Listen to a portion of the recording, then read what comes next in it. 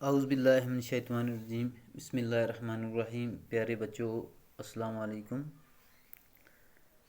جماعت 8ویں، مضمون اردو۔ موضوع ہے بچوں آج ہمارا کمپیوٹر کا ارتقائی سفر۔ تو بچوں آپ اپنی کتاب کا صفحہ نمبر 100 نکالیں اور کتاب پر دیکھیں۔ آج ہمیں یہی سبق پڑھنا ہے۔ آپ نے کمپیوٹر استعمال کیا ہوگا۔ کمپیوٹر ایک ایسی مشین کو کہا جاتا ہے جو حساب لگانے کا کام کرتی ہے۔ یہ جوڑ اور گھٹا تو کرتی ہی ہے، اس کے علاوہ اور بہت سے کام بھی اس سے لیے جاتے ہیں۔ سائنس کے ذریعے جو نئے کمپیوٹر ایجاد ہوئے ہیں وہ دراصل نئی قسم کی برقیاتی ذہن ہیں۔ کمپیوٹروں سے جو کام اب لیے جا رہے ہیں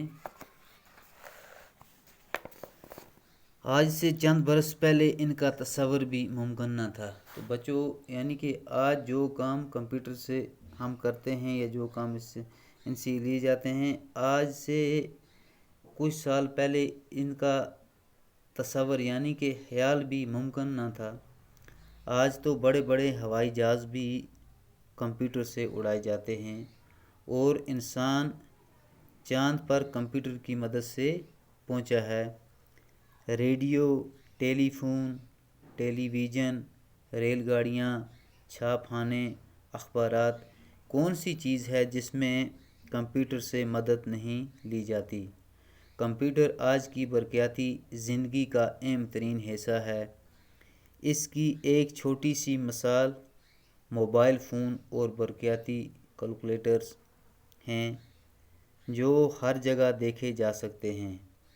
بینکوں اور دکانوں کے علاوہ آج کل اسکولوں اور کالجوں کے طالب علم اور گھر کے سبھی چھوٹے بڑے بھی ان کا استعمال کرتے رہتے ہیں۔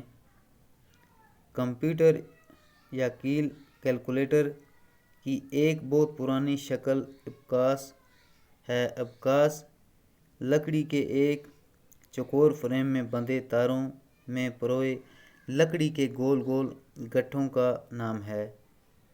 ہر تار میں 10 گٹھے یا موتی پرو دیے جاتے ہیں جن کے ذریعے جمع کرنے یا گھٹانے کا کام آسان ہو جاتا ہے۔ ابکاس ہزاروں سال سے چین اور مصر میں استعمال ہوتا آ رہا ہے اور آج بھی بہت سے ملکوں کے دکاندار اس کا استعمال کرتے ہیں۔ 1919 عیسوی کے لگ بھگ پہلا الیکٹرانک کمپیوٹر بنا تھا۔ دوسری عالمگیر جنگ میں فوجی مقاصد کے لیے کمپیوٹر کی ضرورت محسوس کر کے اس جدید کاری پر زیادہ توجہ دی گئی اور ایسے کمپیوٹر بنائے گئے جو صرف ریاضی کے سوال ہی حل نہیں کر سکتے تھے بلکہ ان کی یادداشت میں بہت سی معلومات ریکارڈ بھی کی جا سکتی تھیں۔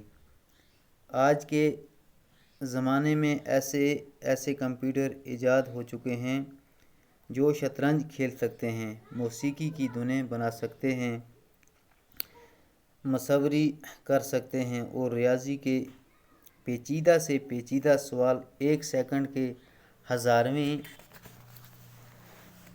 حصہ میں حل کر سکتے ہیں۔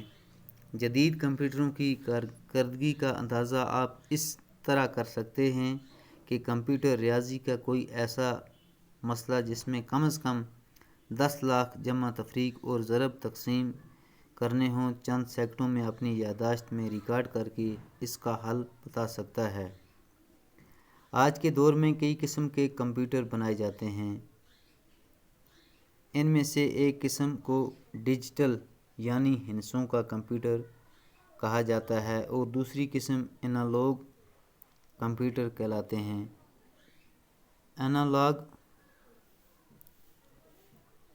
کمپیوٹر میں ناپ تول کا سسٹم ہوتا ہے